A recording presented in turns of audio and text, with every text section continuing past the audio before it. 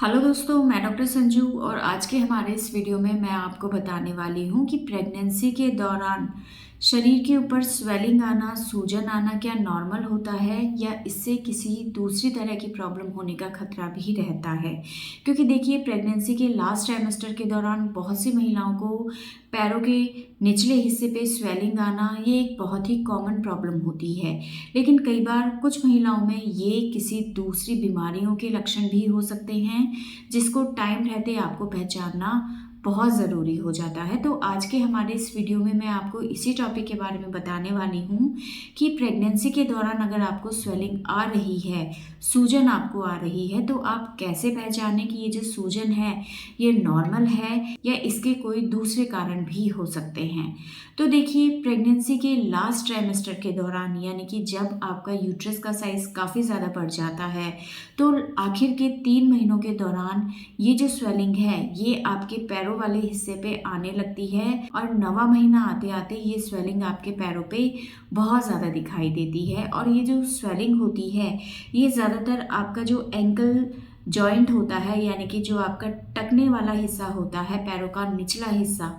उस पे ये ज़्यादातर दिखाई देती है। लेकिन ये जो स्वेलिंग होती है ये आपके रेस्ट करने से ठीक हो जाती है, यानी कि जब आप पूरी रात सोती हैं और सुबह जब आप उठती हैं तो ये स्वेलिंग बिल्कुल नॉर्मल हो जाती है। तो इस तरह की जो स्वेलिंग होती है वो आपकी प्रेगनेंसी से रिलेटेड होती है। अब इसके होने का कारण क्या होता है? तो देखिए, जब आपके यूट्रस का साइज़ बहुत ज़्यादा बढ़ जाता है तो ये बढ़ा हुआ यूट्रस जो पैरों के निचले हिस्से में नसें जा रही हैं खून की, उसके ऊपर दबाव डालता है, जिससे जो ब्लड है वो पैरों में नीचे तो चला जाता है लेकिन उसको ऊपर की तरफ आने में परेशानी होती है और ये ब्लड नीचे पैरों में रुका रहता है, जिसकी वजह से महिलाओं को पैरों के निचले हिस्से में स्वेलिंग आने लगती है। और ये स्वेलिंग तब और ज़्यादा बढ़ जाती है जब महिलाएं ज़्यादा देर तक खड़ी रहती हैं या बहुत लंबे टाइम तक बैठे रहती हैं। तो इससे ये जो स्वेलिंग है ये काफ़ी ज़्यादा महिलाओं के पैरों के ऊपर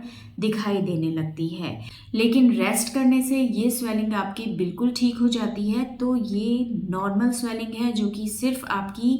प्रेगनेंसी की वजह से आपको आ रही है। लेकिन कई बार ये स्वेलिंग महिलाओं के पूरे शरीर पे दिखाई देती है, महिलाओं के चेहरे पे दिखाई देती है, हाथों की उंगलियों के ऊपर ये स्वेलिंग बहुत ज़्यादा आने लगती है, पेट के ऊपर आने लगती है, पैरों के ऊपर आने लगती है और रेस्ट करने के बाद भी ये स्वेलिंग आपकी ठीक नहीं होती है, परमानेंट बनी रहती है। तो अगर इस तरह की स्वेलिंग आपको अपने शरीर पे दिखाई दे रही है जो कि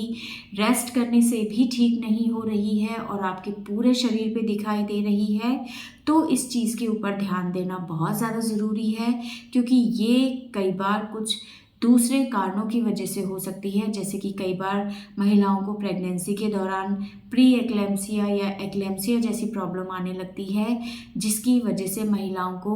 पूरे शरीर के ऊपर स्वेलिंग आती है जो कि रेस्ट करने से भी ठीक नहीं होती है। महिलाओं का ब्लड प्रेशर लगातार बढ़ने लगता है और महिलाओं के यूरिन के अंदर, अगर आप टेस्ट कराएंगे अपना यूरिन, तो उसके अंदर प्रोटीन्स आने लगते हैं। तो इन प्रॉब्लम्स के ऊपर ध्यान देना बहुत ज़्यादा ज़रूरी है, क्योंकि अगर ये 2 कॉम्प्लिकेशन आपकी प्रेगनेंसी के दौरान आपको हो जाते हैं और आप इस पे ध्यान नहीं देते हैं तो ये माँ और बच्चे दोनों के लिए खतरनाक हो सकता है। तो इस तरह से आप अपनी स्वेलिंग को पहचान सकते हैं कि अगर आपकी स्वेलिंग सिर्फ पैरों के ऊपर है और रेस्ट करने से ये बिल्कुल ठीक हो जाती है तो ये बिल्कुल नॉर्मल है। लेकिन अगर ये स्वेलिंग आपके पूरे शरीर पे है, रेस्ट करने से भी ये ठीक नहीं हो रही है, ये बढ़ती जा रही है, साथ में आपको सर में भारीपन लगता है, आप बीपी चेक कराते हैं, ब्लड प्रेशर आपका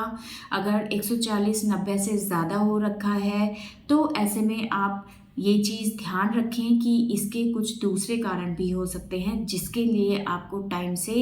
डॉक्टर से कंसल्ट करना बहुत ज़्यादा ज़रूरी है। क्योंकि कई बार क्या होता है, प्रेगनेंसी के दौरान महिलाओं को स्वेलिंग आती रहती है लेकिन उनको लगता है कि ये चीज़ सिर्फ उनकी प्रेगनेंसी की वजह से आ रही है। तो इस चीज़ पे कई बार महिलाएं ध्यान नहीं देती हैं और जब ये चीज़ बहुत ज़्यादा बढ़ जाती है तो ऐसे में कई बार बहुत सारे कॉम्प्लिकेशन माँ और बच्चे दोनों को हो सकते हैं। क्योंकि इन प्रॉब्लम्स में जो कि मैंने अभी बताया प्री एक्लेम्सिया या एक्लेम्सिया में, इसमें स्वेलिंग के साथ साथ आपका ब्लड प्रेशर भी लगातार बढ़ता चला जाता है। और अगर आपका ब्लड प्रेशर बहुत ज़्यादा होगा तो ये ब्लड प्रेशर प्लेसेंटा को ख़राब करता है, जिससे प्लेसेंटा यानी कि नाल के अंदर जो ब्लड सर्कुलेशन बच्चे को हो रहा है वो अच्छे से नहीं हो पाता है, उसमें रुकावट आने लगती है, जिससे बच्चे को ब्लड या न्यूट्रिशन नहीं मिलता है और इससे उसकी ग्रोथ के ऊपर इफ़ेक्ट पड़ता है। और अगर ये चीज़ बहुत ज़्यादा सीवियर हो जाए तो इससे कई बार बच्चे की जान को भी खतरा रह सकता है। तो इसलिए